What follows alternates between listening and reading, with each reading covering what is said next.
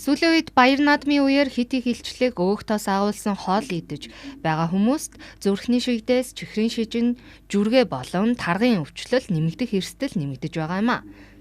Эдгээр хоолнд ихэвчлэн натрийн агуулмж өндөр байдаг бөгөөд энэ цусны даралтыг нэмэгдүүлж зүрхний үйл ажиллагааг муудахад нөлөөлдөг байна.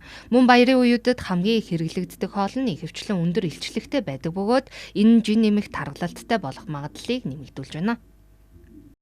Илчлэг өндөртэй, өөх тос ихтэй хоол хүнсийг илүү их сонгож хэрглэж байгаа. Тэгээд тэр нь ч бас ингээд нэг ёсондоо нөгөө амтыг их илүүд үздэг хандлагатай байгаа. За тэгэнгүүт нэг хоолны соёл нь өөрчлөгдснөөс шалтгаалаад нөгөө бие махбодын хүлээж авах чадвар нь хүртэл өөр байгаа. Тэрнээс ахуулаад нөгөө халдварт бус өвчлөлт орох өндөр эрсдэлтэй болоод байгаа байхгүй юу?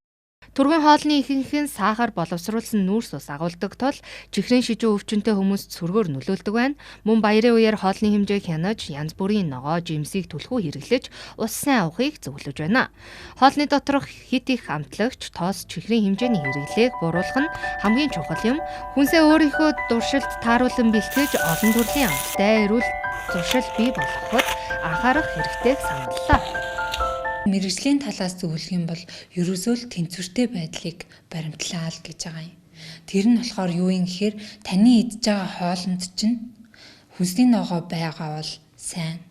За тэгээд үр тариа буюу нөгөө үр тарианы гаралтай тэгээд уураг агуулсан хүнс байх юм бол энэ гурван том хүнсний бүлгэл тэр таны тавг хоолнд чинь, таны шөлтөө хоолнд чинь орсон л байх юм бол таны хоол ерөнхийдөө бол эрүүл зөв тал руугаа байна л гэж ерөнхийдөө ойлгож байна.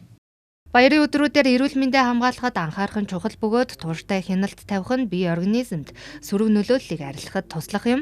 Баярын өдрүүдээр зөв зохистой хоололттой байх нь таны эрүүл мэндийг хамгаалахад төдийгүй баярын сэтгэл ханамжийг ч нэмэгдүүлэх юм а.